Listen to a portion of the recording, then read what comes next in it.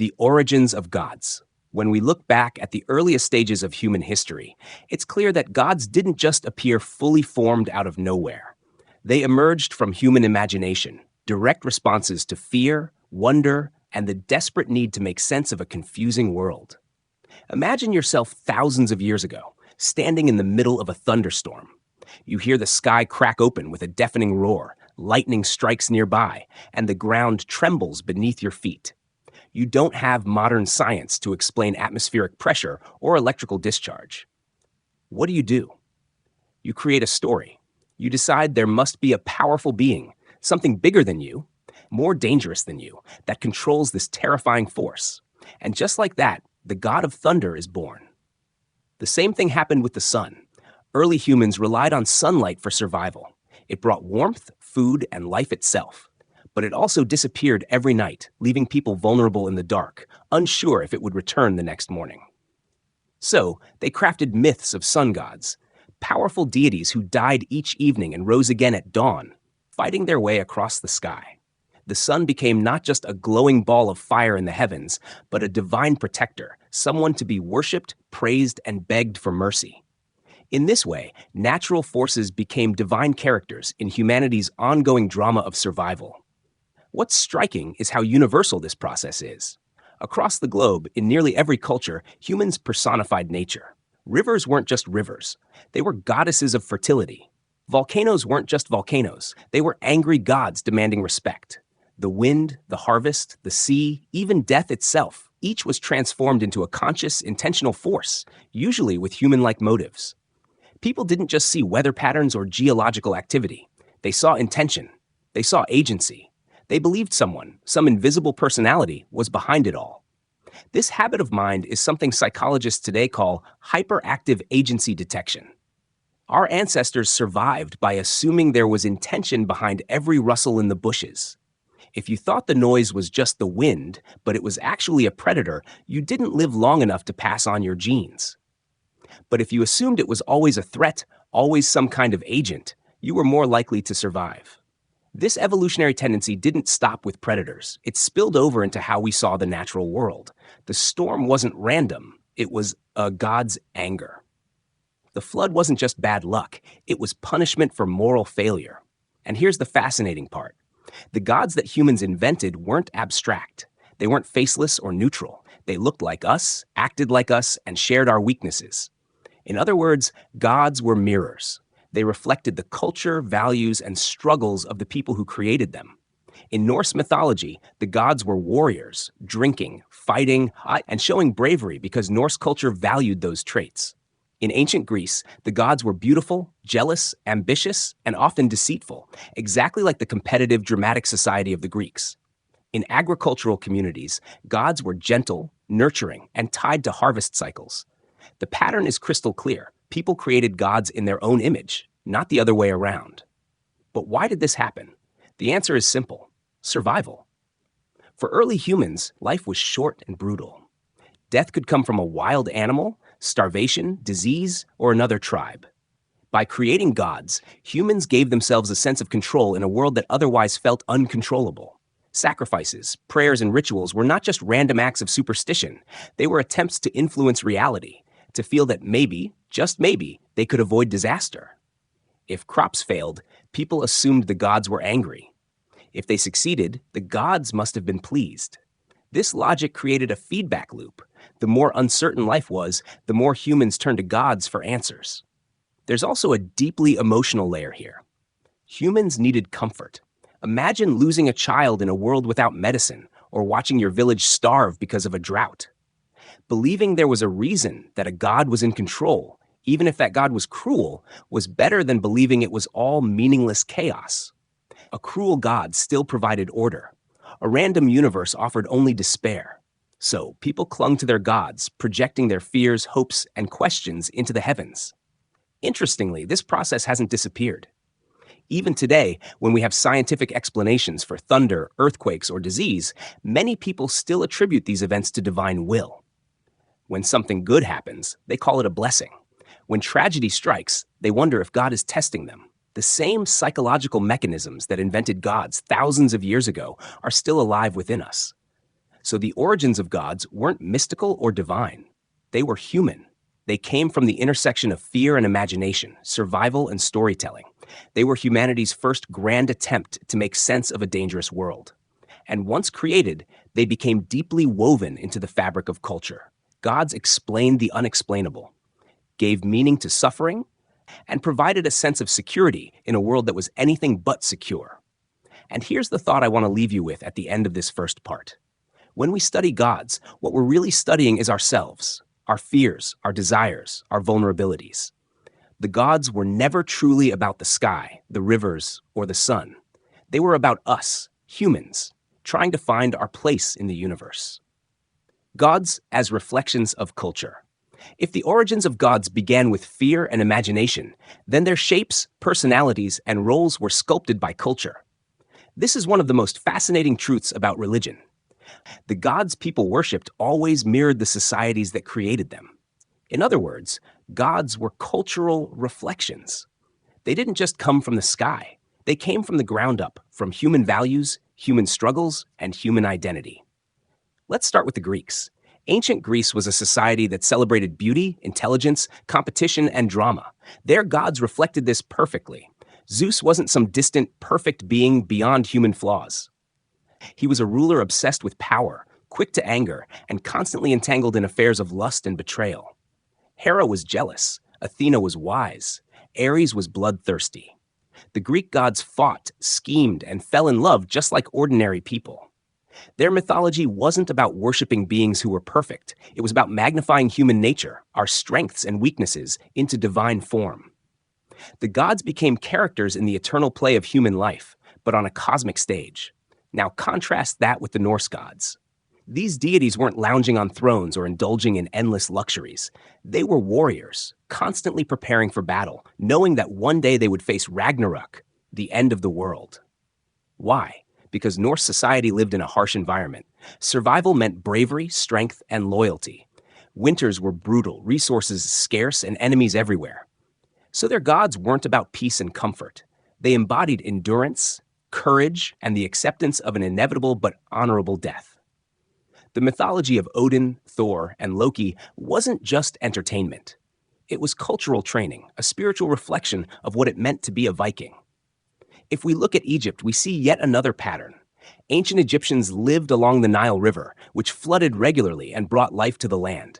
Their entire civilization was built around cycles of birth, death, and rebirth. So naturally, their gods reflected those cycles. Osiris, the god of the afterlife, represented resurrection. Ra, the sun god, traveled across the sky every day and was reborn at dawn. Life, death, and rebirth weren't just natural processes. They were divine truths written into the order of the universe. For a people so deeply connected to the rhythm of the Nile, it made sense that their gods echoed those patterns. And it wasn't just big civilizations. In small tribal communities, gods often reflected the immediate environment. A tribe living in a forest would have gods of trees, animals, and rivers. A desert tribe would create deities of sand, wind, and scarce water. Wherever humans lived, their gods looked like the world around them. They weren't universal, they were local. Which shows us something crucial. Gods weren't discovered. They were invented, crafted by humans to fit the shape of their environment and culture. But gods didn't just reflect geography, they also reflected power structures. Think about it. In almost every ancient culture, gods looked suspiciously like the kings and rulers of their societies. They sat on thrones, issued commands, demanded loyalty, and punished rebellion. In fact, sometimes rulers claimed they were gods. Egyptian pharaohs, Roman emperors, even Japanese emperors claimed divine status. Why? Because it reinforced power. If the gods looked like kings, then kings looked like gods. Religion and politics blended together, each strengthening the other. This isn't just coincidence, it's social engineering. By shaping gods in the image of authority, societies created a divine justification for their hierarchies. Obeying the king wasn't just political duty, it was sacred duty. Rebelling wasn't just treason, it was blasphemy. In this way, gods became powerful tools of social control. They didn't just reflect culture, they cemented it. And here's where it gets even more interesting. Gods also reflected cultural ideals about morality. In agricultural societies, where cooperation and stability were essential, gods rewarded patience, obedience, and sacrifice. In warrior societies, gods celebrated bravery, conquest, and honor. What this shows us is that morality wasn't handed down from heaven. It was built from the ground up, shaped by human needs, then projected onto divine beings. People essentially said, here are the values that keep our society alive. Let's make sure our gods reflect them so everyone takes them seriously. Take the idea of justice, for example. Many religions developed gods who acted as judges, weighing people's actions and punishing or rewarding them after death. This concept didn't fall from the sky. It was born out of cultural necessity. Human societies needed order. They needed people to behave even when nobody was watching. So, they created gods who always watched. This divine surveillance was the ultimate cultural reflection. Morality turned into mythology. Law turned into divine command. Even today, you can see this principle at work. In cultures that value individualism, people tend to picture God as a personal companion, someone who cares about their unique life. In cultures that value collectivism, God is often imagined as more communal, focusing on the group rather than the individual. The shape of God bends to the shape of society. And that tells us something profound. Gods are not universal truths. They are cultural mirrors. Let me put it this way. If you want to understand a civilization, don't just study its laws or its art. Study its gods. They are the ultimate reflection of what mattered most to that culture. Its fears, its hopes, its struggles, and its values. The gods of Greece show us a culture obsessed with beauty, competition, and drama. The gods of the Vikings show us a culture obsessed with bravery and survival. The gods of Egypt show us a culture obsessed with cycles of life and death. Every god, every myth, every ritual is a cultural fingerprint left behind by the people who created them. So when we look at gods, we're not looking at evidence of divine beings. We're looking at evidence of humanity. Religion is like a mirror held up to society, reflecting back what people valued, feared, and believed at that time. That's why gods look so different across cultures, because cultures themselves are different. And that's why, if you compare them closely, you'll see that gods are less about the universe and more about us. Religion as social control. If gods were cultural reflections, then religion was the system that turned those reflections into power. This is where religion shifted from being just a story into being a tool. And the most powerful tool it offered wasn't miracles or magic. It was control. Control over behavior, control over thought, and ultimately, control over entire societies. Think about this. Before there were written laws, before jails, before governments as we know them today, people still needed rules. Societies can't survive without order. But how do you make people follow rules when there are no police, no courts, and no way to enforce them? The answer was simple. You tell them the gods are watching. And it worked brilliantly. Imagine living thousands of years ago. There are no cameras, no security systems, and no central authority strong enough to monitor everyone. But if you believe an invisible being sees everything you do, even what you think, suddenly your behavior changes. You don't steal not because you fear getting caught by another human, but because you fear punishment from a God who sees all. That fear was stronger than any weapon. It was psychological surveillance, centuries before technology existed. This is why many of the earliest commandments in religion weren't about spirituality. They were about behavior. Don't kill, don't steal, don't commit adultery, don't lie. These weren't divine revelations. They were social necessities. A tribe couldn't function if people murdered or stole from each other. By attaching divine authority to these rules, societies found a way to keep order without needing physical chains. The chains were mental. And here's where religion's genius, or danger, depending on how you see it, really shows. It didn't just control what people did. It controlled what people thought. Many religions taught that even your thoughts could be sinful. Thinking about betrayal, lust, or doubt wasn't just human weakness. It was rebellion against the divine. This meant the surveillance wasn't just external. It was internal. People began policing themselves, feeling guilty for emotions they couldn't control. In this way, religion didn't need guards on every corner. The guards lived in your own mind. Now, some people might say, isn't that a good thing?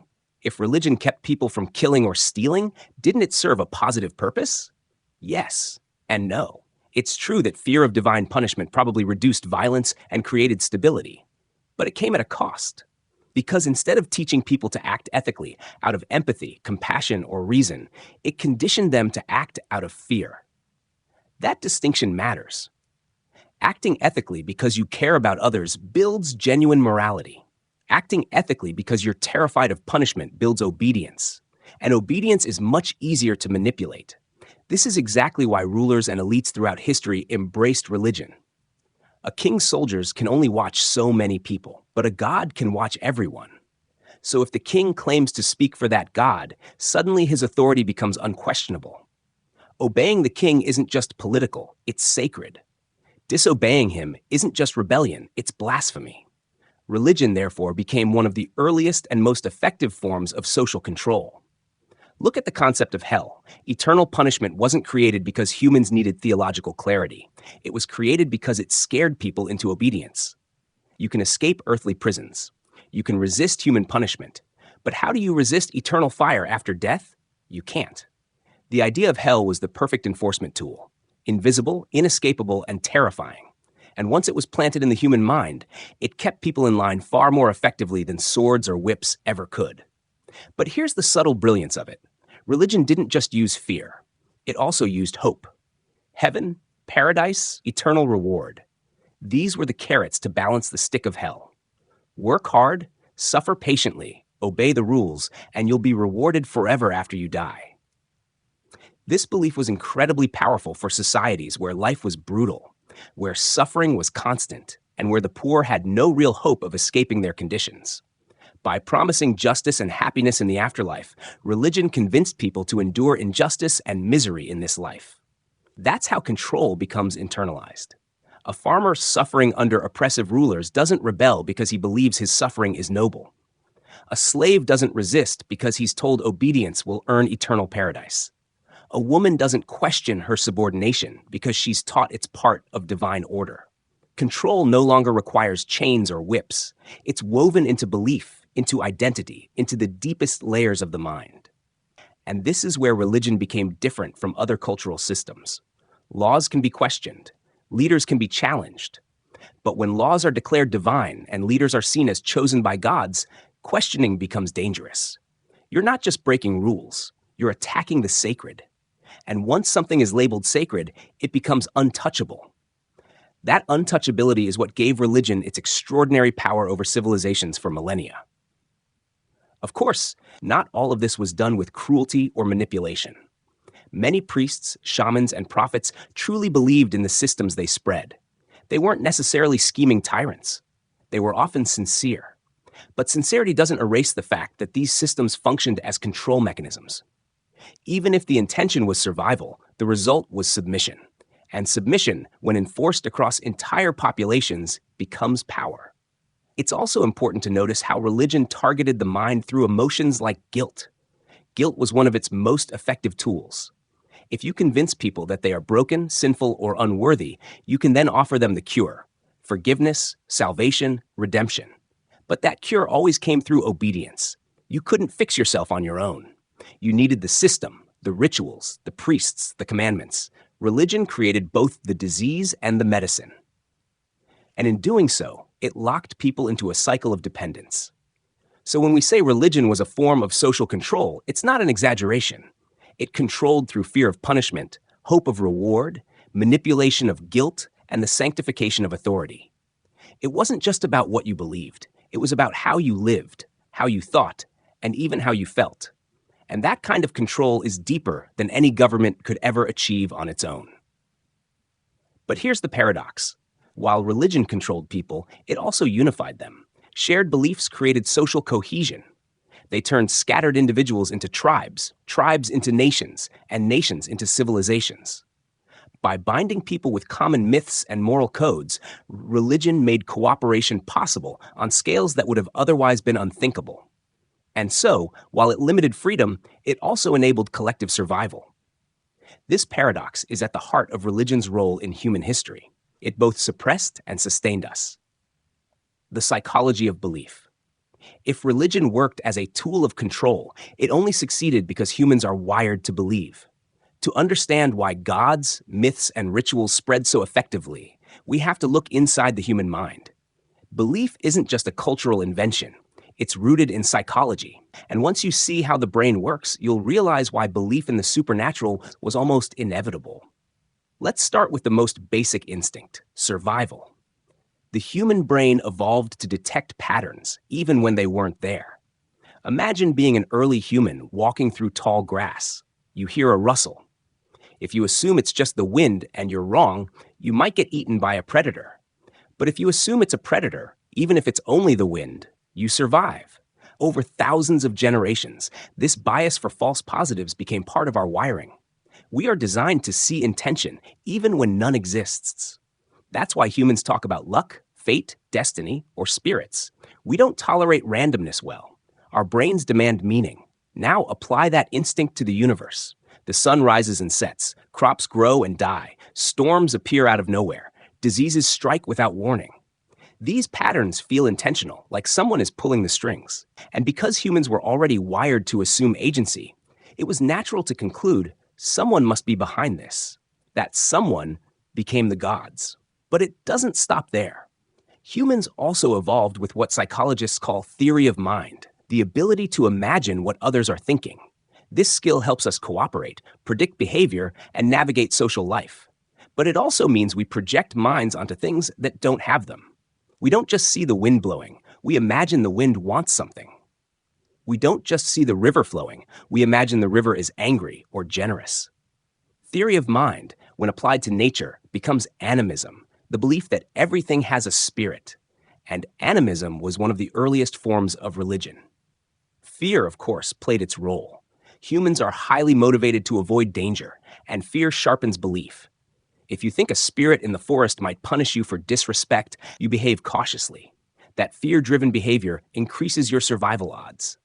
In a way, belief itself became adaptive. Groups that feared the gods often behaved in ways that kept them safer, more cohesive, and more cooperative. And so belief wasn't just tolerated, it was rewarded by natural selection. But fear alone doesn't explain religion. Comfort does too. Humans are the only animals aware of their own mortality. From the moment we become self-aware, we know death is coming. That knowledge is crushing. How do you live a meaningful life while knowing it ends in nothing? Religion offered the perfect psychological shield. It told us death wasn't the end. It promised afterlives, reincarnations, or eternal heavens. And in doing so, it gave people not only comfort, but also courage. A soldier who believes he will be rewarded in the afterlife fights harder. A parent who loses a child finds hope in reunion after death. Without these beliefs, despair might have broken entire communities. Another key psychological factor is social belonging. Humans are tribal animals. We crave acceptance, and we fear exclusion. Religion provided shared rituals, shared songs, shared prayers, all of which created bonding. Psychologists today know that synchronized movement, like chanting or dancing, releases chemicals in the brain that enhance group unity. That unity isn't just emotional, it's addictive. When you kneel with others in prayer, sing hymns together, or march in a procession, you feel part of something bigger. That feeling reinforces belief, not because the gods are proven, but because the community makes the belief undeniable. And then there's authority. From childhood, humans are conditioned to obey figures of power: parents, teachers, elders. Religion amplified this tendency by placing divine authority at the top of the chain. If your parents or leaders tell you something in the name of God, it bypasses skepticism. Obedience feels natural. And this psychological dynamic, deference to authority, has been tested again and again in experiments. People will often obey commands, even harmful ones, if they come from an authority figure. Religion simply wrapped that authority in the strongest cloak possible: the sacred. But perhaps the most powerful psychological driver of belief is the need for certainty. The human brain hates uncertainty. Not knowing why something happens creates stress, anxiety, and fear. Belief provides answers. Even if those answers aren't true, they calm the mind. Why did the storm destroy our village? Because the gods were angry. Why did the crops fail? Because we didn't perform the ritual correctly. Why did a child die? Because it was fate. These answers may not solve the real problem, but they soothe the emotional chaos of uncertainty. And sometimes, psychological relief is more important than truth. This explains why belief can persist even in the face of evidence. Once a belief provides emotional stability, the brain defends it. Doubt feels dangerous because it threatens the comfort belief provides. That's why people cling to faith even when facts contradict it. They aren't protecting logic. They're protecting their sense of meaning. And meaning is the ultimate currency of the human mind. Without meaning, suffering feels unbearable. With meaning, suffering can feel noble. Religion transformed random pain into purposeful struggle. A disease wasn't just misfortune, it was a test. Poverty wasn't just unfair, it was part of a divine plan. Suffering became bearable because it was framed as meaningful. And in that framing, people found strength to endure what might otherwise have crushed them. Of course, psychology explains not only why belief emerges, but why it's so hard to escape. Once you grow up inside a belief system, it becomes part of your identity. Questioning it feels like tearing yourself apart. Psychologists call this cognitive dissonance, the mental discomfort of holding conflicting ideas. To avoid that discomfort, most people choose to protect their beliefs rather than challenge them. That's why entire civilizations could maintain myths for thousands of years. It wasn't stupidity. It was psychological self-preservation. So when we ask, why did humans invent gods? The answer isn't just cultural, it's psychological. We are creatures wired to see patterns, project intention, fear death, seek belonging, obey authority, avoid uncertainty, and crave meaning. Religion wasn't forced onto us from outside. It emerged naturally from the architecture of the human brain. In a very real sense, gods exist because the human mind is designed to create them. And once those gods existed in the mind, they gained real power. Not because they controlled the universe, but because they controlled the one thing that shapes every human decision: belief. If the psychology of belief explains why humans invented gods, the next step explains how myths turned into something far bigger: institutions. A myth told around a fire might inspire awe, but by itself, it fades with time. What made religion truly powerful wasn't just the stories, it was the systems built around them. Religion stopped being only about imagination and started becoming infrastructure. Think of it this way: a story alone can entertain. But when you attach rituals, rules, and hierarchy to that story, it becomes an institution. And once it becomes an institution, it can shape societies for centuries. Early myths often revolved around natural cycles: the sun, the moon, the harvest, the seasons. At first, these myths explained mysteries, but very quickly, they became ritualized. People didn't just tell the story of the sun god, they built festivals to honor him. They didn't just describe the river spirit, they created ceremonies to appease it. Rituals ensured myths weren't just remembered, they were lived, and repetition gave them permanence. But rituals needed organizers. Someone had to decide when the festival took place, how the prayers were spoken, and what offerings were acceptable. Enter the priests. In almost every culture, a class of religious specialists emerged. These weren't hunters, farmers, or warriors. They were the keepers of myth, the interpreters of divine will. And by positioning themselves as mediators between the people and the gods, they claimed extraordinary authority. If you wanted a good harvest, you needed the priest. If you wanted to avoid divine punishment, you needed the ritual. Belief shifted from something personal to something managed. And once priests existed, institutions followed. The temple wasn't just a building for worship. It was a center of power. It stored food, collected offerings, and sometimes even functioned as a bank. In Mesopotamia, temple complexes like those in Uruk and Ur were not only religious hubs, but economic engines. The priests didn't just control stories, they controlled resources. And control of resources meant control of people. Over time, these institutions expanded.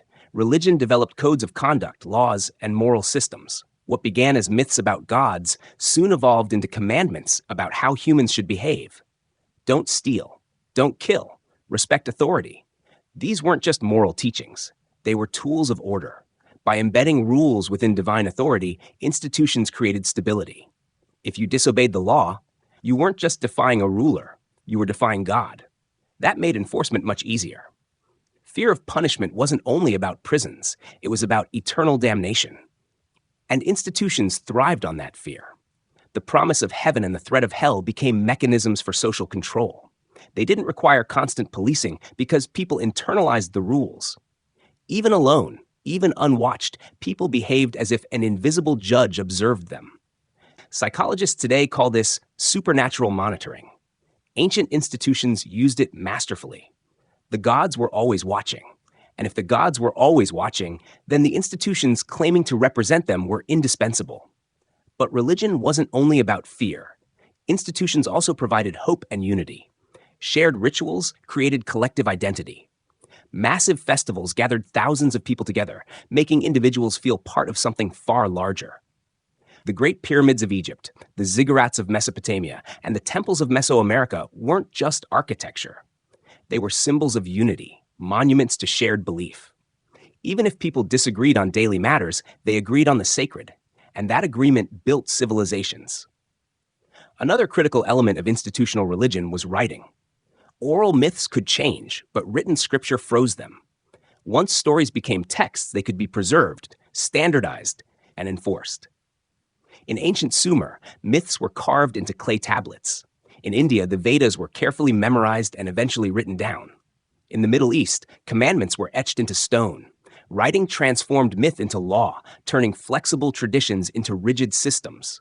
And once something is written, it carries an aura of permanence. A spoken story can be challenged. A written text feels untouchable. Institutions also expanded through politics. Kings and rulers realized the power of religion and tied themselves to it. Pharaohs were declared gods. Chinese emperors ruled under the mandate of heaven.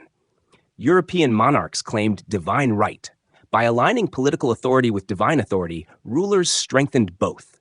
The people weren't just disobeying a king if they rebelled. They were rebelling against the cosmos itself. Religion and politics became fused, each reinforcing the other. And let's not forget money. Temples weren't only spiritual centers, they became economic ones. Offerings to the gods enriched the priesthood. Pilgrimages boosted trade. Holy wars justified conquest. Institutions learned that belief could be monetized. And the more resources they gathered, the more impressive their rituals became. Grand ceremonies with music, incense, and gold weren't just expressions of devotion. They were demonstrations of power. Spectacle itself became a tool of belief. As institutions grew, they standardized doctrine. Competing myths were either suppressed, reinterpreted, or declared heretical. To maintain unity, institutions couldn't allow endless variation. They needed orthodoxy, one set of true beliefs. This is why councils, synods, and religious assemblies emerged. Priests debated, argued, and finally declared, "This is the truth, and everything else is false." Myth transformed into dogma, and once dogma was established, it became almost impossible to challenge without risking persecution. The final step in myth becoming institution was globalization.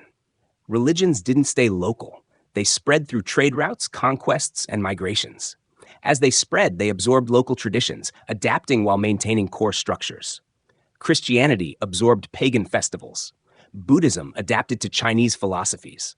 Islam integrated tribal customs. Institutions were flexible enough to expand, but rigid enough to maintain authority.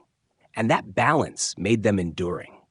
So what started as stories around a fire became empires of belief. Myths turned into temples, rituals, laws, hierarchies, scriptures, and moral codes. And once they reached that level of institutional power, religion was no longer just about gods. It was about civilization itself. Without institutions, myths might have faded like forgotten fairy tales. With institutions, they became the foundations of kingdoms, cultures, and entire worldviews. And in that transformation, from myth to institution, religion secured its place as one of the most enduring forces in human history. Religion and power. If myths gave meaning and institutions gave structure, then power is what gave religion teeth. Religion didn't just comfort people, it ruled them. And the deeper you look into history, the clearer this truth becomes. Religion and power were never separate. They were partners, woven together so tightly that pulling one thread often unraveled the other.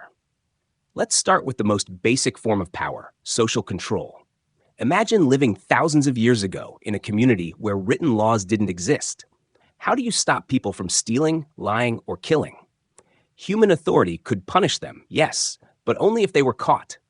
Religion offered something far more effective: invisible surveillance. If the gods were always watching, then even secret crimes carried consequences. You might get away with lying to your neighbor, but you couldn't lie to heaven. And the penalty wasn't just a fine or prison, it was eternal damnation. This invisible oversight was genius. It extended authority beyond the reach of human rulers. Priests didn't need soldiers on every corner. They just needed people to believe. Fear of divine punishment did what human force often couldn't. It controlled the heart. And once you control the heart, behavior follows. But power isn't only about fear. It's also about legitimacy. Kings and rulers throughout history leaned on religion to strengthen their claims. Pharaohs in Egypt declared themselves gods on earth. In Mesopotamia, rulers claimed to govern by divine command. In medieval Europe, monarchs spoke of the divine right of kings, suggesting that to oppose them was to oppose God himself. Religion became the ultimate seal of approval for political authority. A king wasn't just powerful because he had an army. He was powerful because he was chosen. And that chosenness was nearly impossible to challenge without inviting accusations of blasphemy. Religious institutions, of course, benefited in return. Kings built temples, funded rituals, and protected priesthoods. In exchange, priests blessed wars, justified taxation, and sanctified rule. It was a mutual reinforcement. Religion gave rulers legitimacy, and rulers gave religion protection. Together, they built systems that lasted for centuries. Another layer of power was economic. Temples weren't just places of worship, they were centers of wealth. Offerings poured in from ordinary believers: grain, animals, gold. In many ancient cities, temples functioned as banks, lending resources and financing projects. In some cases, religious institutions became wealthier than the rulers themselves, and with wealth came influence. Priests who controlled temple treasuries could sway kings, finance wars, or decide which projects were worthy of divine blessing. Money and faith walked hand in hand. Power also came through identity. Religion didn't just tell people what to believe, it told them who they were. To be an Egyptian was to honor the gods of Egypt. To be a Jew was to worship Yahweh. To be a Christian or Muslim was to follow the teachings of Christ or the Prophet Muhammad. Faith wasn't just private, it was communal, tribal, national. And once identity was tied to religion, defending faith meant defending your people. Wars could now be framed not just as struggles for land, but as holy missions. And so religion became one of the most potent justifications for violence. The Crusades were waged in the name of Christ. Jihads were declared in the name of Allah. Conquistadors crossed oceans convinced they were saving souls even as they slaughtered civilizations. In each case, violence wasn't just political or economic. It was sanctified. Killing wasn't murder if it was commanded by God. Conquest wasn't theft if it was spreading the faith. Religion turned human ambition into divine destiny. But the most insidious form of power religion wielded was psychological. It didn't just tell people what to do. It told them what to think and feel. Guilt became worship. Submission became holiness. Martyrdom became virtue. When people believed their suffering had cosmic purpose, they endured it without rebellion. Slaves were told to obey their masters. The poor were told they'd inherit heaven. Women were told to serve their husbands. Instead of fighting oppression, they were taught to sanctify it. Religion turned chains into symbols of devotion. And yet not all of this was born out of cynicism. Many priests and believers were sincere. They truly thought they were serving the divine. But sincerity doesn't erase the consequences. A sincerely held belief that suffering is noble still keeps people submissive. A sincerely believed dogma that disobedience leads to hell still controls behavior. Power doesn't require malice, it only requires belief. Over time, religious power grew so immense that it could challenge kings themselves. In medieval Europe, popes often held more authority than monarchs. Excommunication wasn't just a spiritual punishment, it was political exile. Entire kingdoms could be destabilized if the church withdrew its blessing. In Islamic history, caliphs claimed both spiritual and political leadership, merging the two completely. In India, Brahmins controlled not only rituals but social hierarchy itself through the caste system. Again and again, religion shaped the very architecture of society. And when people dared to question it, institutions defended themselves fiercely. Heresy was punished, dissent was silenced, doubt was framed as betrayal. Why? Because questioning faith wasn't just questioning ideas. It was questioning power, and power never surrenders willingly. Even as science advanced explaining disease, weather, and the cosmos, religion adapted to maintain influence. When thunder no longer required gods, religion shifted to morality. When morality became debatable, it shifted to identity. Religion's power wasn't in any single claim. It was in its ability to reshape itself while still demanding loyalty. Like any resilient empire, it survived by evolving. But here's the paradox. For all its control, religion also gave people strength. It inspired art, music, architecture, and charity. It created communities of belonging. It offered comfort in grief and courage in despair. The same structures that oppressed some also uplifted others.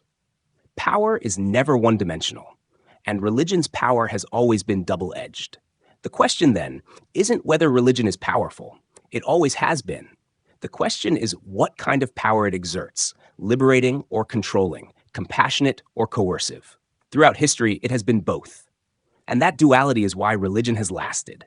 It wasn't only a chain, it was also a refuge, not just domination, but also solidarity. But if we're honest, the controlling side often outweighed the liberating one. Religion's ability to sanctify authority, justify violence, and enforce conformity has shaped human history more than its ability to comfort. And understanding that balance of power is key to understanding why religions were created and why they still endure. Evolution and adaptation of religion. If religion had remained frozen in its earliest forms, spirits of thunder, gods of rain, shamans muttering spells around campfires, it would not have survived. The reason religion endured for thousands of years is not because it was fixed, but because it evolved. It adapted, reshaped itself, absorbed new ideas, and rebranded old ones. Religion was never static. It was fluid, bending with the times, shifting with culture, and adjusting to whatever people needed most. In the beginning, religion was raw explanation. Lightning meant anger. Floods meant punishment.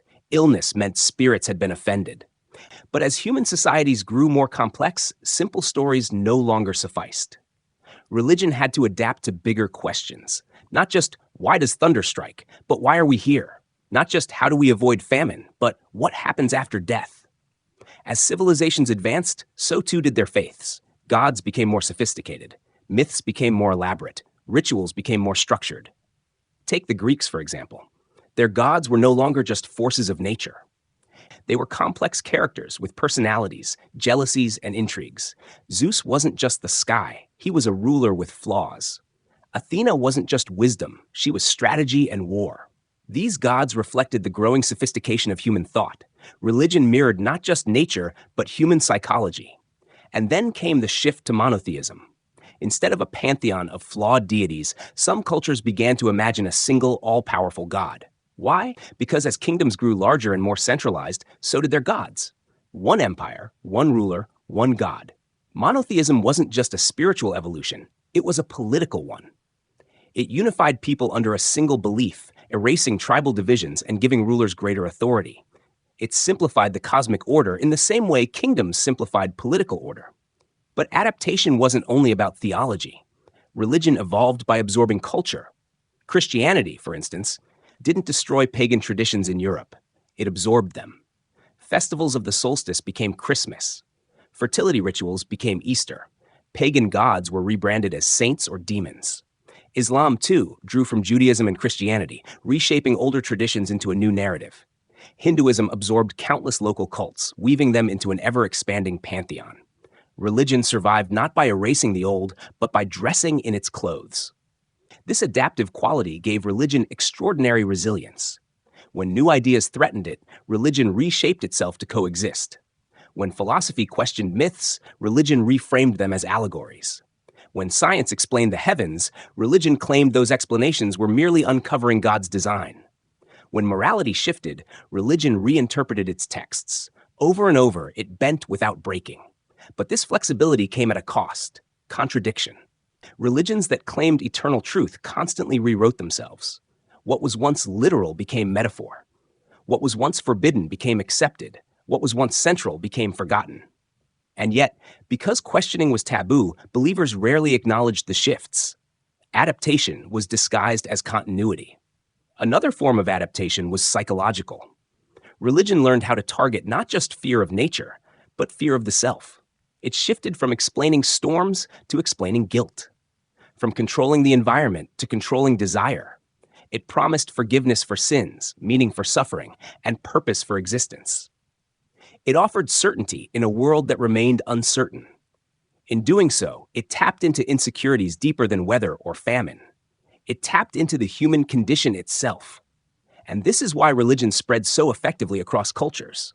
It didn't need to be factually true. It only needed to resonate emotionally. Rituals, symbols, and stories bypassed reason and went straight to feeling. A cross, a crescent, a mantra, a prayer. They worked not because they were logically irrefutable, but because they triggered emotion, belonging, and identity. This psychological adaptability ensured survival even in times of intellectual challenge. Children became the most effective vector for this evolution. Beliefs were no longer chosen by adults alone. They were inherited. Kids were taught myths before they could think critically, rituals before they could reason, guilt before they could question. This intergenerational cycle gave religion an almost biological quality, like cultural DNA, mutating slightly with each generation, but always passing forward. In this way, religions didn't just adapt, they replicated.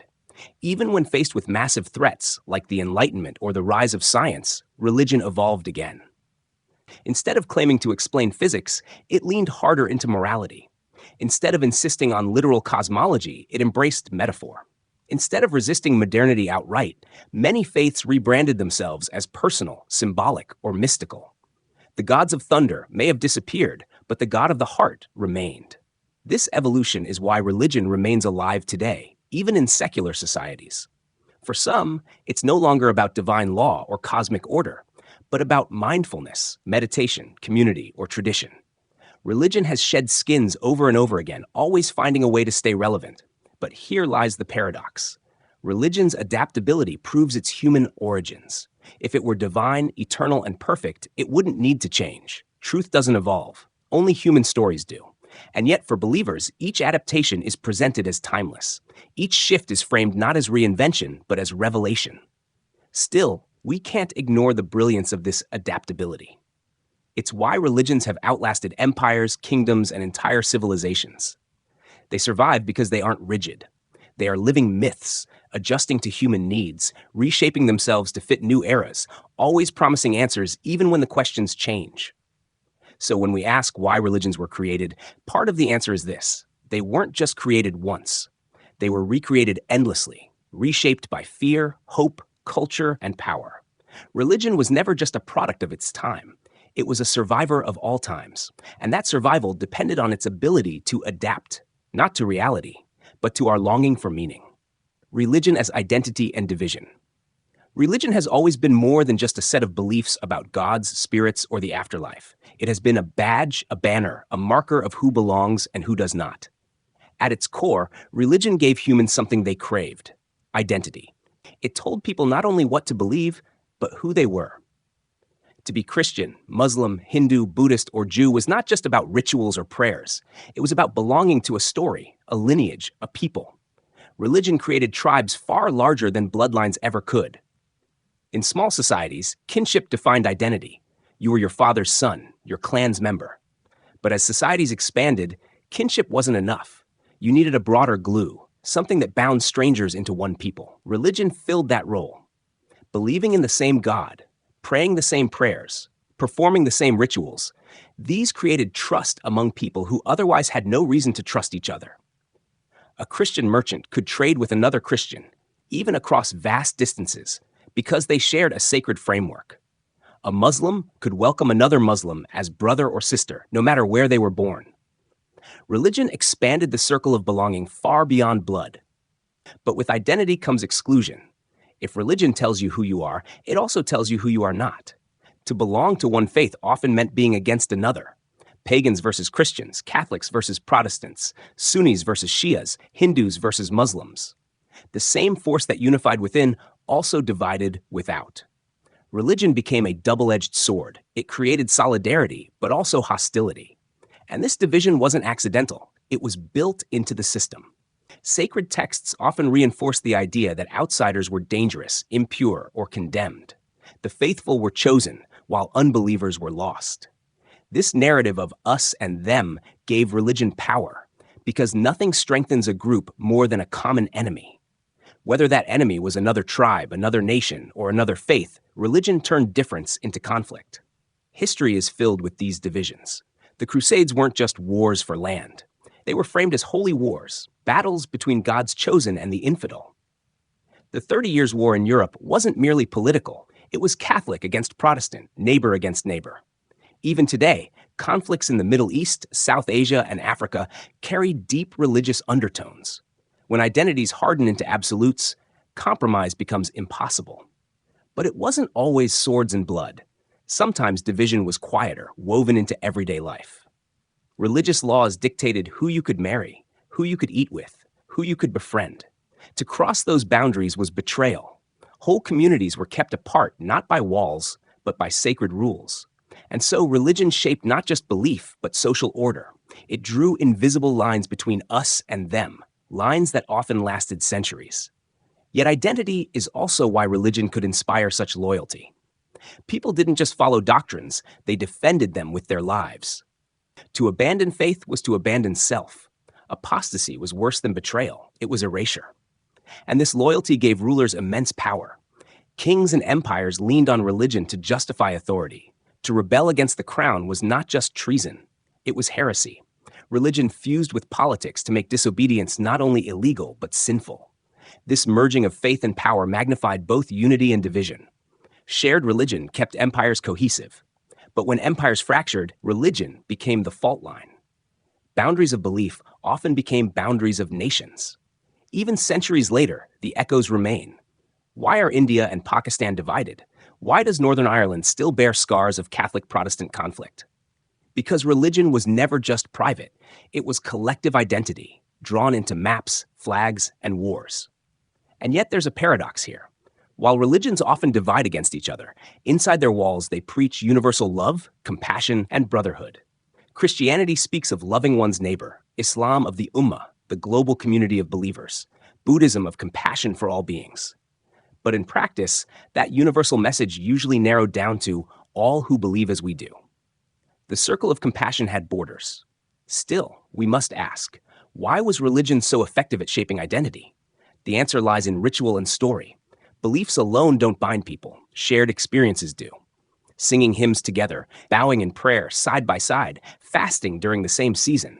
These create a rhythm of belonging. The stories of founders, prophets, and martyrs became collective memory. They weren't just myths, they were identity scripts. To know your religion's story was to know who you were. And identity gave comfort. In a chaotic world, religion told people where they belonged. You weren't just a lonely individual, you were part of something eternal. You shared destiny with millions. Even death didn't erase that belonging. In many religions, you joined your people in paradise, reincarnation, or cosmic unity. This gave a sense of permanence no empire or family could offer. But as much as religion united within, its divisions shaped history.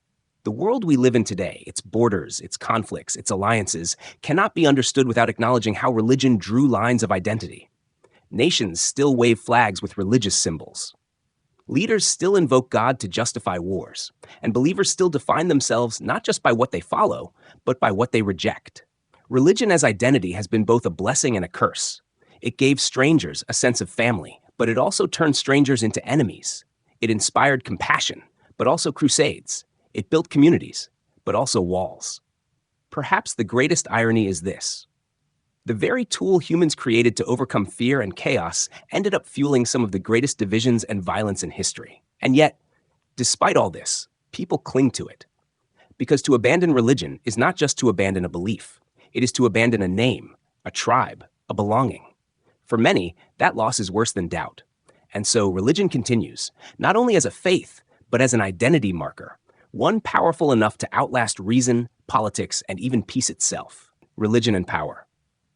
From the earliest kingdoms to the modern nation-state, religion has been inseparable from power. Faith wasn't just personal, it was political. Kings, emperors, and rulers knew that to govern effectively, they needed more than armies and taxes. They needed legitimacy. And nothing gave legitimacy more enduringly than the claim that power came from the divine. The pharaohs of Egypt weren't just kings, they were gods incarnate. Their rule was unquestionable because it wasn't human authority. It was sacred. To defy the pharaoh was to defy the gods themselves. The same logic echoed across civilizations. In Mesopotamia, kings were chosen by the gods.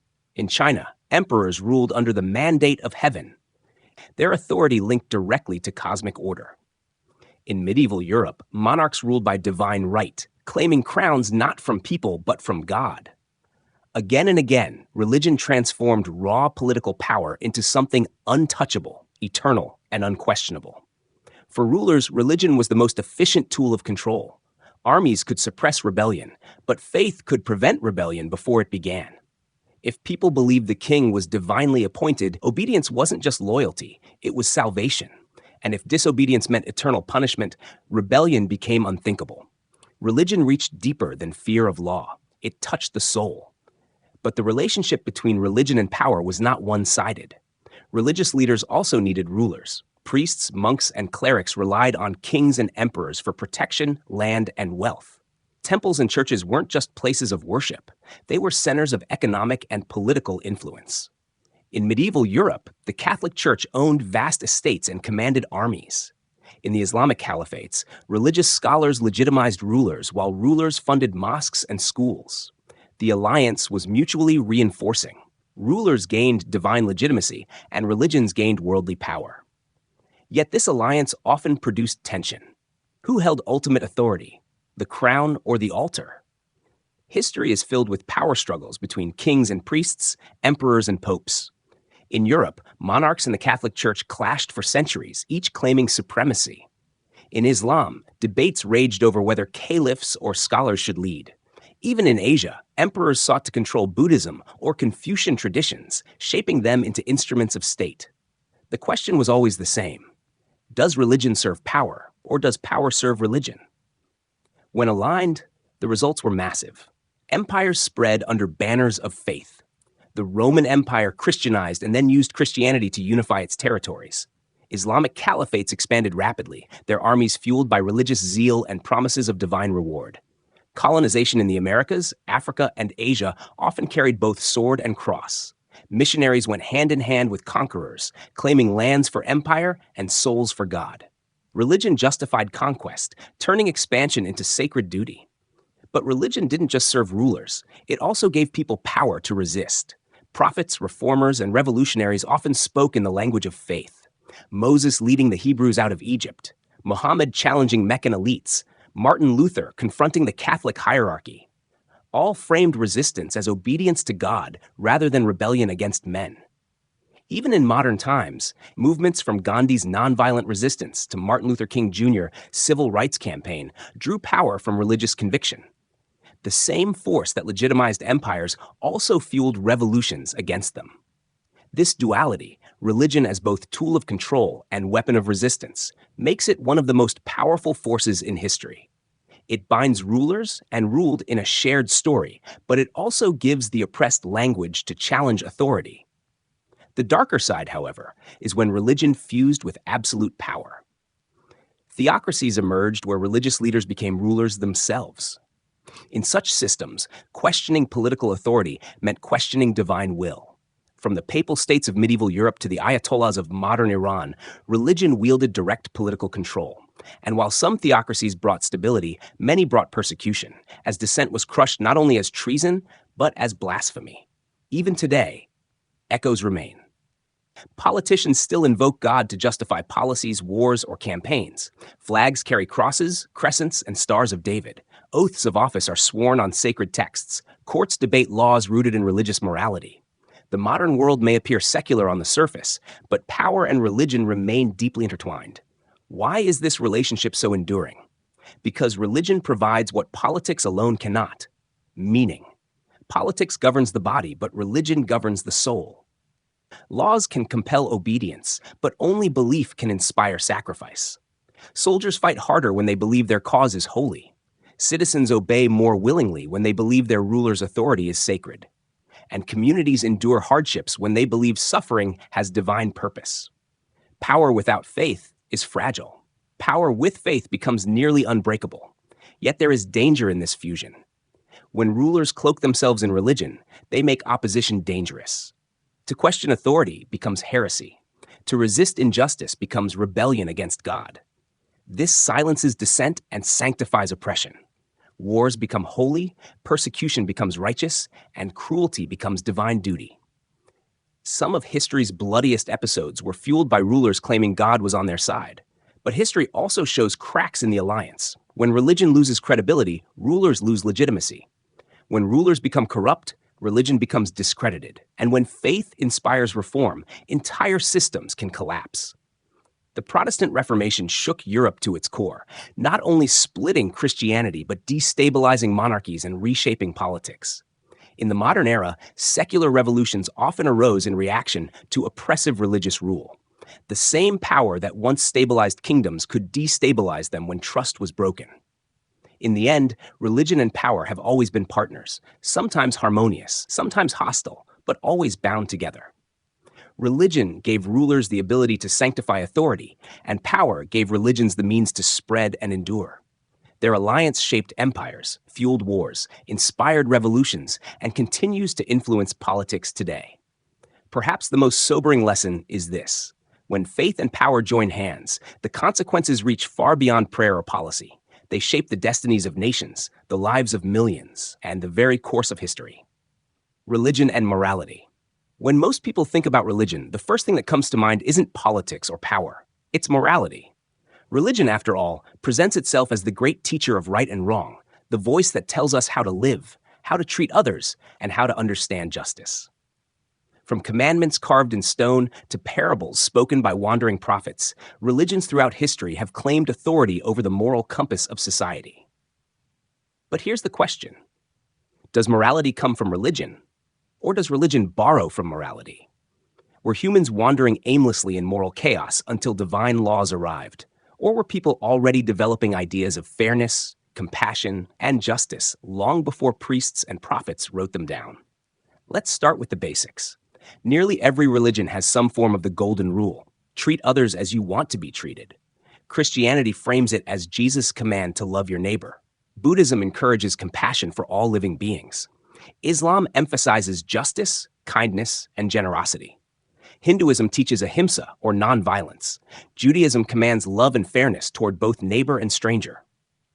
At first glance, these seem uniquely religious insights. But when we look deeper, we find that human societies, even before organized religions, already practiced cooperation, empathy, and reciprocity. These values weren't handed down from the sky. They were necessary for survival. Tribes that treated members with fairness thrived. Communities that built trust and punished cruelty lasted longer.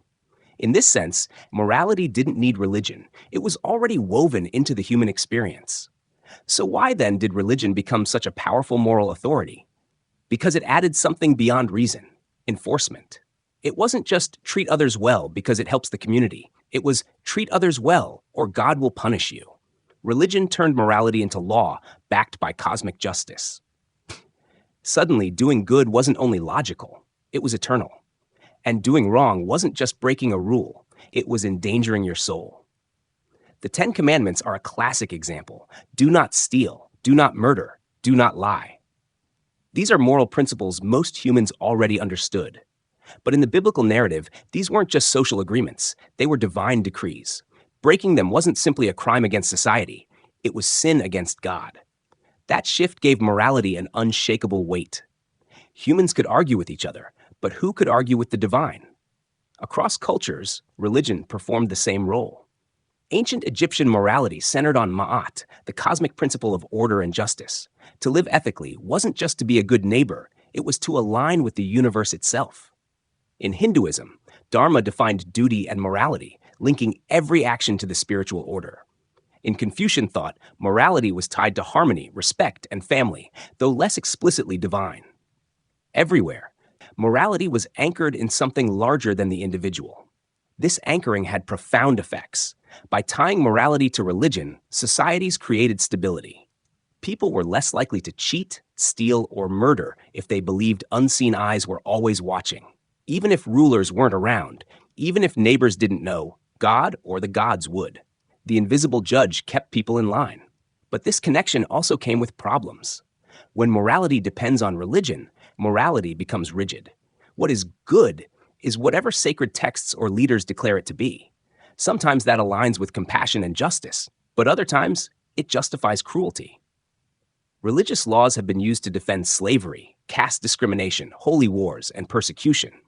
What might be recognized as injustice in one era was justified as sacred duty in another. The danger of tying morality too tightly to religion is that questioning cruelty becomes questioning God, and few dared to do that. Take witch trials as an example.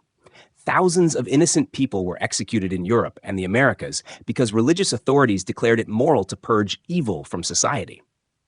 Or consider honor killings, justified in some religious traditions as upholding purity, or wars fought under the claim of defending the faith. In these cases, religion didn't just guide morality, it twisted it, transforming violence into virtue. This raises another question. Can morality exist without religion?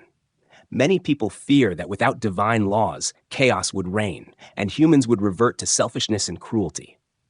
But modern psychology and anthropology tell a different story. Studies show that even young children display empathy and fairness before being taught religion. Secular societies, such as in parts of Scandinavia, consistently rank high in measures of compassion, justice, and social trust. This suggests that morality may be more deeply rooted in human nature and culture than in religious doctrine. And yet, religion still holds power in shaping moral conversations today. Debates over marriage, sexuality, abortion, justice, and equality often draw heavily on religious language. Some argue that religion provides timeless wisdom, while others see it as an outdated system holding back moral progress. In truth, both perspectives hold weight. Religion has preserved moral traditions of compassion, charity, and forgiveness, but it has also resisted reforms on equality and human rights. One striking example is slavery. For centuries, many religious leaders justified it with scripture, claiming divine approval. But later, abolitionists drew from the same religious traditions, quoting verses about freedom, justice, and human dignity, to fight against it. Religion, in other words, wasn't fixed. It could be used to defend both sides of the moral struggle. This reveals something important. Morality isn't static, and neither is religion. As human understanding evolves, so do interpretations of the divine. What was once considered moral, like burning heretics or enforcing rigid gender roles, may now be condemned. And often the shift comes not from religion leading morality, but from morality pushing religion to change. So where does that leave us? Religion has been both a guardian and a manipulator of morality. It has inspired charity, kindness, and selflessness, but it has also justified violence, oppression, and cruelty. Its power lies in its ability to connect human behavior to something larger than life, to make morality feel sacred, permanent, and inescapable. But ultimately, morality seems to come from us, from our capacity for empathy, fairness, and justice. Religion may amplify it, sanctify it, or distort it, but the spark begins in human hearts. Perhaps the real lesson is this: morality doesn't need to be divine to be meaningful. Doing good because it helps others, because it reduces suffering, because it makes life better for everyone, that is reason enough. And when religion inspires us toward compassion and justice, it can be a force for great good. But when it demands blind obedience at the cost of kindness, it loses the very moral authority it claims to hold. In the end, the question isn't whether morality comes from religion, but whether religion helps or hinders humanity's deeper moral journey. The answer, as history shows, is both. And maybe the challenge for us today is to keep the best of what religion has offered: compassion, forgiveness, community, while not being bound by its worst justifications. Because morality isn't about obeying rules written centuries ago. It's about living today with awareness, empathy, and responsibility. Religion may guide that path, but the choice of how we walk it has always been and will always be our own. Religion and ritual. If morality is the voice of religion, then ritual is its heartbeat. Across cultures and centuries, rituals have been the glue that holds belief together. They transform abstract ideas into living experiences, making invisible gods feel present, and turning private faith into shared identity. Without rituals, religion would be little more than stories and rules. With them, it becomes something embodied, something you can see, hear, taste, and touch. Think of the simplest acts: lighting a candle, kneeling in prayer, chanting a mantra, or bowing before an altar. To an outsider, these may look like empty gestures, but to believers, they are bridges between the human and the divine. Rituals give shape to mystery, turning invisible hopes and fears into something tangible. They are, in many ways, the language of religion, spoken not with words, but with actions. The origins of ritual go back to the earliest humans. Long before written scripture, people gathered around fires, painted caves with images of animals, and buried their dead with objects for the afterlife. These were rituals, born from the desire to connect with forces larger than themselves. A hunt wasn't just survival, it was accompanied by chants and dances, asking spirits for favor. Death wasn't just an ending, it was honored with offerings to guide the soul beyond. Through ritual, people gave order to the chaos of existence. And rituals had another power. They created unity. When a community sings the same song, kneels together, or shares a sacred meal, they feel connected, not just to the gods, but to each other. A ritual says, "You belong here. You are part of us." This is one of the reasons rituals endure, even when belief fades. Many people who no longer consider themselves religious still attend weddings, funerals, or festivals tied to faith. The ritual itself carries meaning, even without doctrine. But rituals are not just about belonging. They are also about control. By setting patterns of behavior, what to wear, what to say, what to eat, rituals shape daily life. In Judaism, dietary laws and Sabbath practices create rhythm and identity. In Islam, the 5 daily prayers structure the day, while Ramadan fasting transforms a month into a sacred journey. In Christianity, the Eucharist ritualizes community and sacrifice. In Hinduism, pujas and festivals connect households to the cosmic order. Everywhere, ritual is the mechanism that turns belief into discipline. This discipline can be powerful. Repetition embeds values into memory. A child who grows up reciting prayers or attending ceremonies doesn't just learn doctrine, they feel it in their body through posture, song, and ritualized emotion. Over time, rituals become automatic. They bypass critical thought and go straight to the subconscious. That is why they are so effective. People may forget sermons, but they rarely forget the feeling of chanting with hundreds or the comfort of a candlelit vigil. Yet this power can cut both ways. Rituals that unite can also exclude. They create boundaries. Those who know the ritual are insiders. Those who don't are outsiders. Throughout history, mastery of ritual often distinguished the faithful from the heretics, the pure from the impure, the chosen from the condemned. In some cases, even tiny deviations in ritual became grounds for persecution. The wrong gesture, the wrong prayer, the wrong timing could mark someone as disloyal to the faith. And because rituals can be emotionally overwhelming, they can also be manipulative. Leaders who control rituals control not just minds, but bodies. They decide who is welcome at the table, who can speak, who can lead the chant. Ritual becomes a theater of power, embedding hierarchy into sacred action. This is why so many religious conflicts aren't just about doctrine, they are about ritual. Who gets to baptize? Who gets to marry? Who gets to perform sacrifice? Control the ritual, and you control the people. At the same time, rituals have a resilience that doctrines don't. Beliefs can change, dogmas can evolve, but rituals often outlive the theology behind them. Consider Christmas. In its current form, it combines Christian, pagan, and modern secular rituals. Many who celebrate it today do so less out of faith and more out of tradition, family, or culture. The ritual survives even when belief fades. Why? Because rituals answer emotional needs beyond religion. They mark time, celebrate transitions, and give meaning to milestones. Births, coming of age, marriages, and funerals all are wrapped in ritual because these are moments where humans crave structure and significance. Religion formalized these rituals, but the human need for them runs deeper. Even in secular societies, people invent new rituals, graduation ceremonies, national holidays, even birthday candles. The form changes, but the function remains. Another dimension of ritual is its ability to create altered states of consciousness.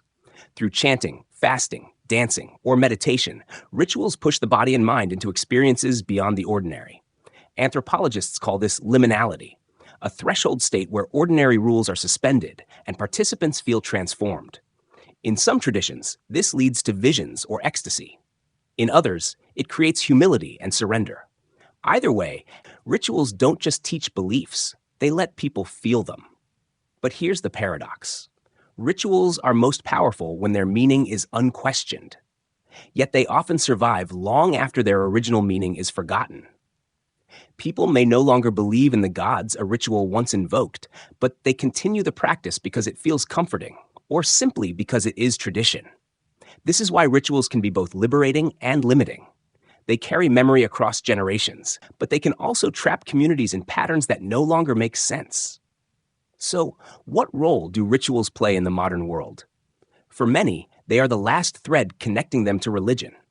A person may stop attending sermons, but still attend a holiday mass.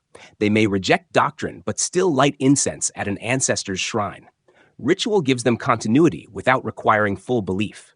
And for others, rituals evolve into secular or personal practices.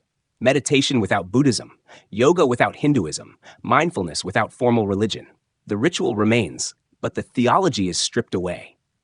Perhaps this is the deepest truth about ritual. It doesn't belong to religion alone. It belongs to humanity. Rituals are the way we make meaning visible, the way we carry memory, the way we turn life's chaos into something we can hold in our hands. Whether they are performed in temples, churches, mosques, or living rooms, rituals answer a timeless need to connect, to belong, to find rhythm in the unpredictable. Religion gave rituals structure, sanctity, and cosmic significance. But rituals would exist even without religion, because humans will always need ways to embody meaning. And so while beliefs rise and fall and doctrines shift with time, rituals endure. They are the fingerprints of culture, the choreography of faith, and perhaps the most human part of religion itself. Religion and identity. If ritual is the heartbeat of religion, then identity is its skin, the visible mark that shows who belongs and who does not. Religion has never been only about gods and doctrines. It has always been about people, about communities, about the sense of us that emerges when individuals gather under a shared banner of belief. Faith, for many, is not just what they believe. It is who they are. From the earliest tribes to the world's largest civilizations, religion has been a defining marker of identity. To say, I am Jewish, I am Muslim, I am Hindu, or I am Christian is not merely to describe belief. It is to place oneself inside a story, a heritage, a family that stretches across centuries. These labels carry history, culture, and memory. They are not just about gods. They are about bloodlines, languages, customs, and lands. For billions, religion is inseparable from self. This is one reason why religion can be so enduring. Beliefs may shift, rituals may evolve, but identity has a stubborn resilience. You can argue with someone's theology, but challenging their religious identity is like challenging their very existence. It is not just an idea, it is a badge of belonging. To leave one's religion can feel like betraying one's ancestors, one's community, even oneself. And so, identity binds individuals to faith in ways that logic alone cannot explain. But religion as identity is double-edged.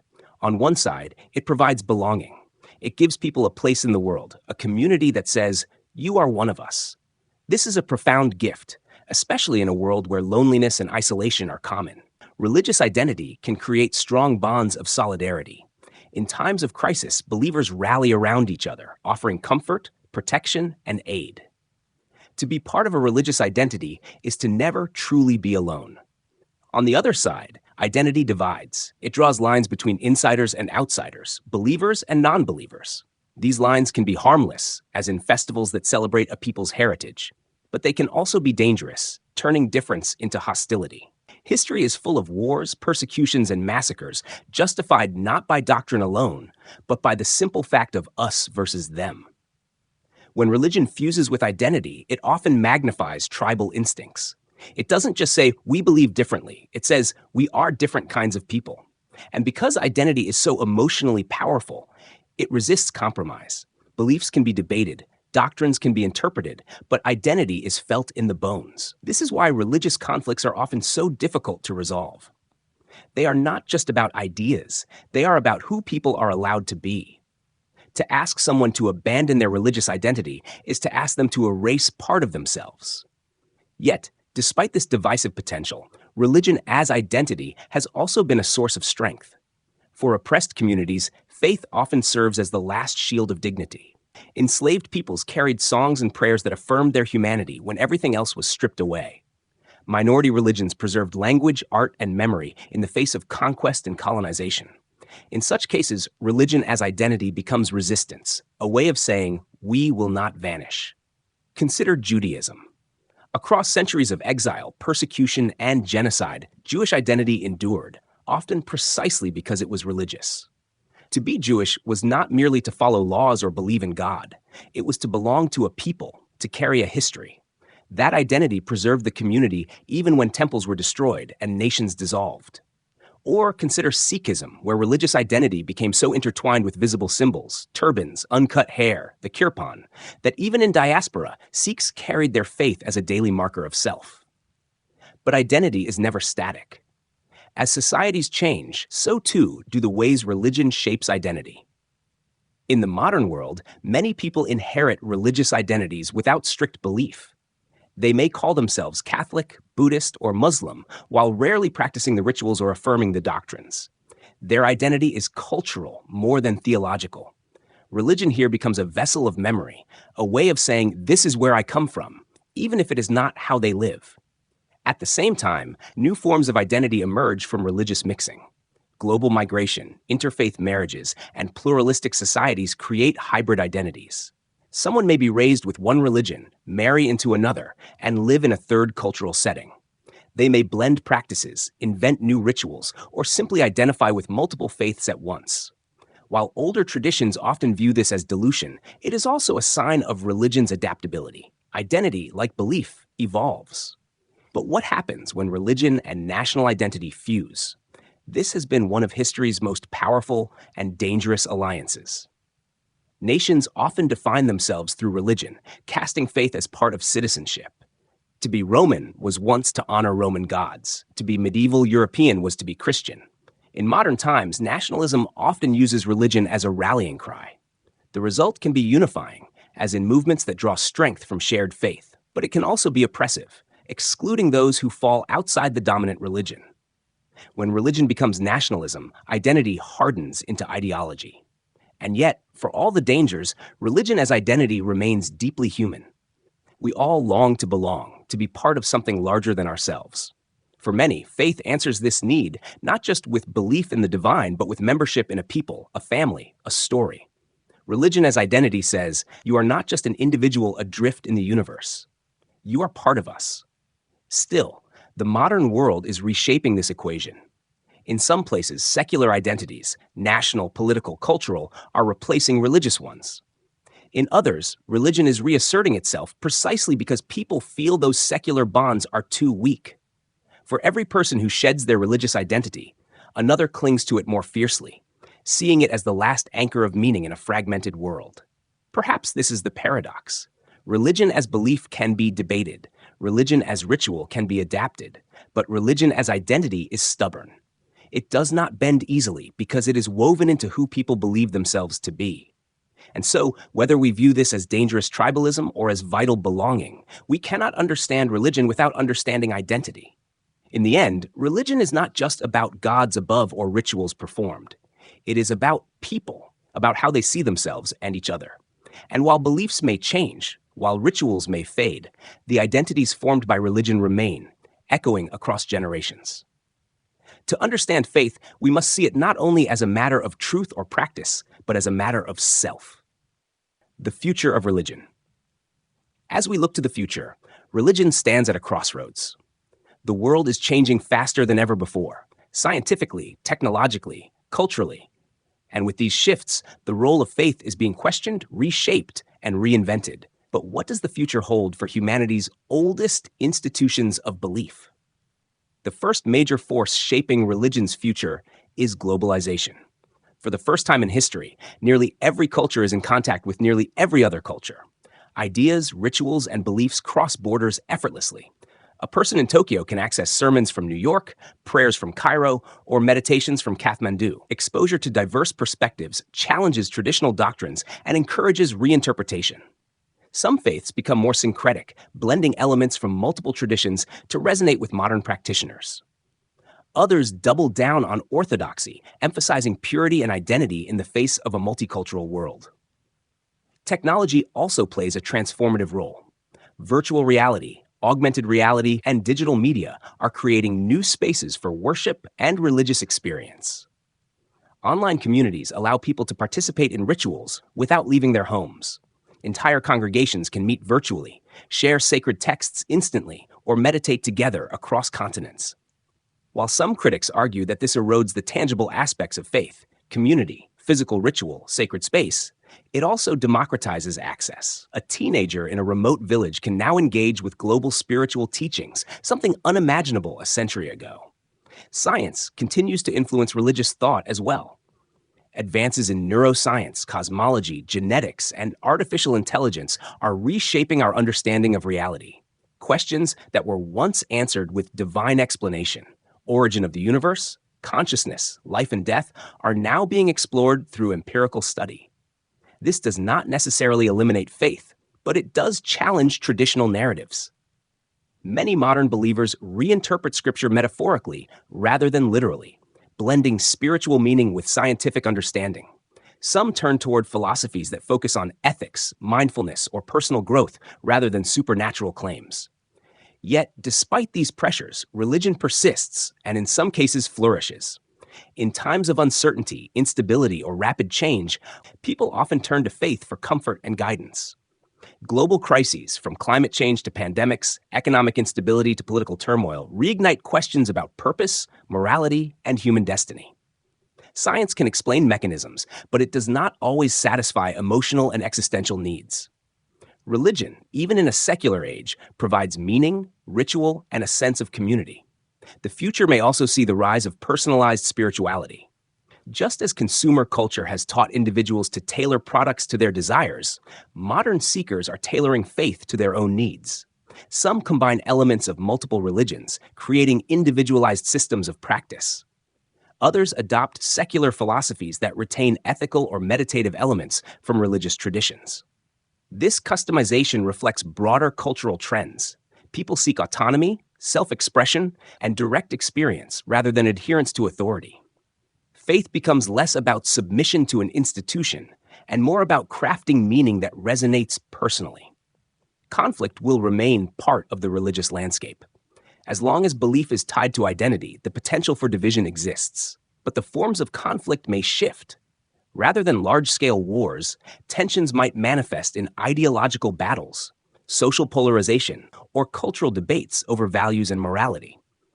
Understanding religion as a human system, shaped by psychology, culture, and projection, may help mitigate these conflicts.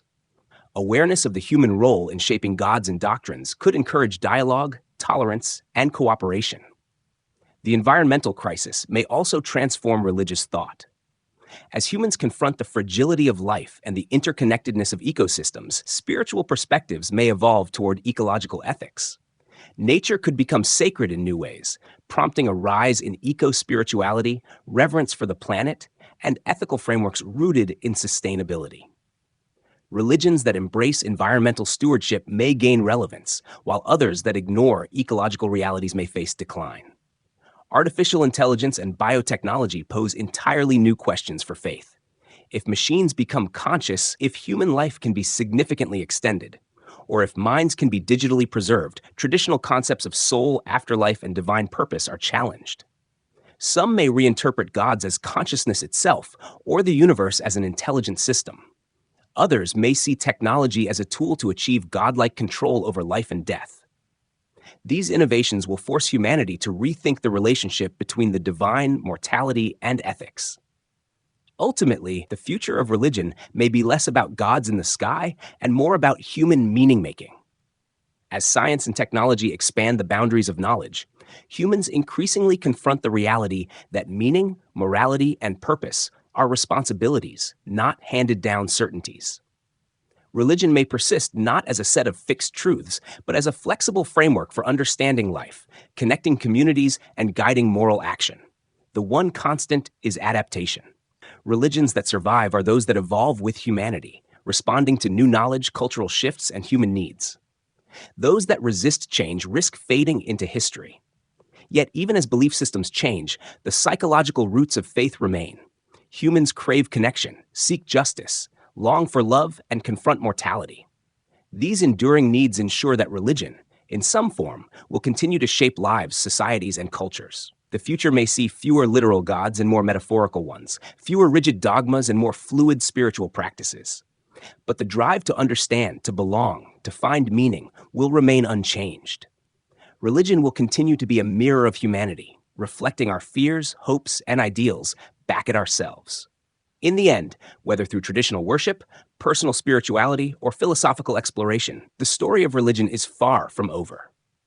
It will persist as long as humans exist, adapting to new realities while continuing to fulfill the timeless human need to seek, to question, and to find significance in the vast and often indifferent universe. Lessons from projection. Understanding that God and gods are largely human projections doesn't mean life becomes meaningless. On the contrary, it can be profoundly liberating. If the divine is a reflection of human hopes, fears, and values, then we are not passive recipients of cosmic authority. We are active creators of meaning. This realization shifts responsibility from the heavens to ourselves. Morality, purpose, justice, and love are no longer handed down. They are crafted, nurtured, and enacted by human hands.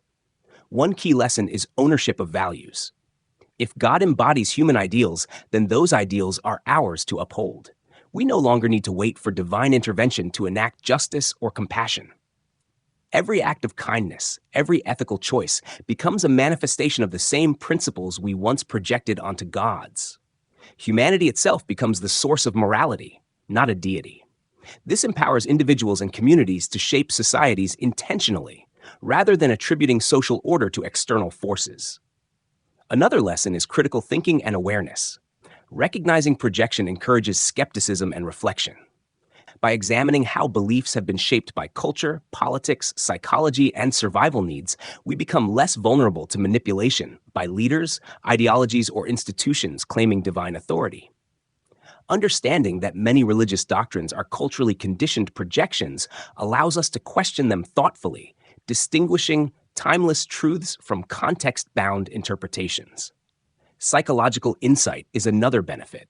Projection explains why humans feel the presence of God, why prayers seem answered, and why faith can provide comfort in crises. Instead of being deceived or diminished, we can appreciate that these experiences reveal fundamental aspects of human cognition, our need for connection, our capacity for empathy, and our ability to find patterns and meaning in randomness. Recognizing the mechanism of projection allows us to harness these faculties intentionally rather than unconsciously. The concept of projection also encourages empathy and tolerance. If all gods reflect human hopes, then disagreements over religion are disagreements over human values. Conflicts often arise not because one god is true and another false, but because different communities project different ideals onto the divine. Seeing religion this way fosters understanding. Believers are expressing their own needs and fears, not always enforcing absolute cosmic truths. This perspective can reduce dogmatism and promote dialogue. Personal growth is a final lesson. By understanding that our spiritual visions are shaped by our own minds, we gain insight into ourselves. Our values, fears, and desires become clearer. Spirituality can evolve from external worship to internal cultivation.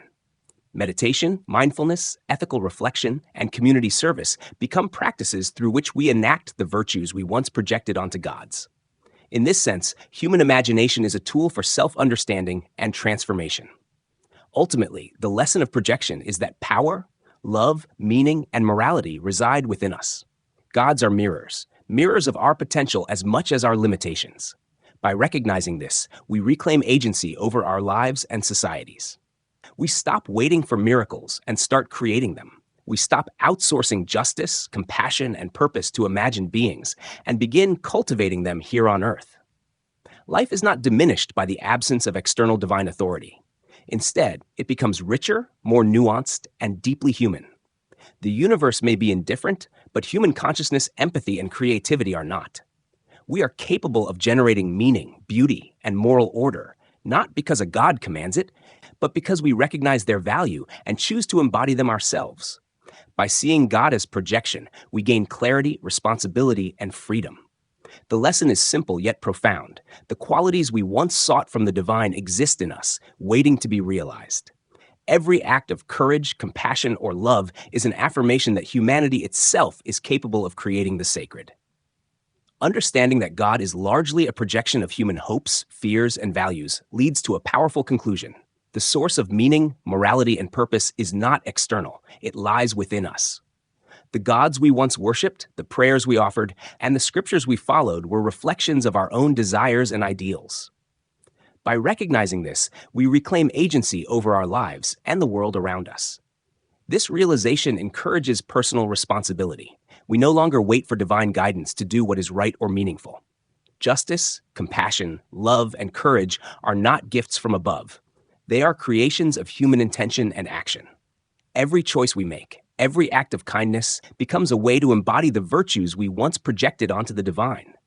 It also fosters critical awareness. Seeing religion and gods as projections helps us question inherited beliefs, cultural biases, and social pressures.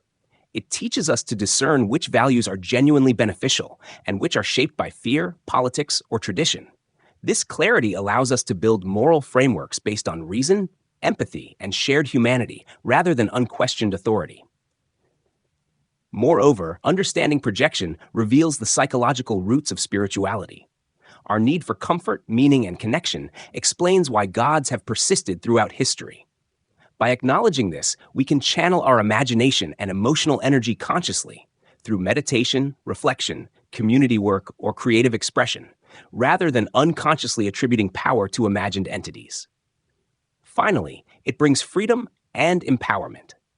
The universe is vast and indifferent, but humans are capable of creating significance.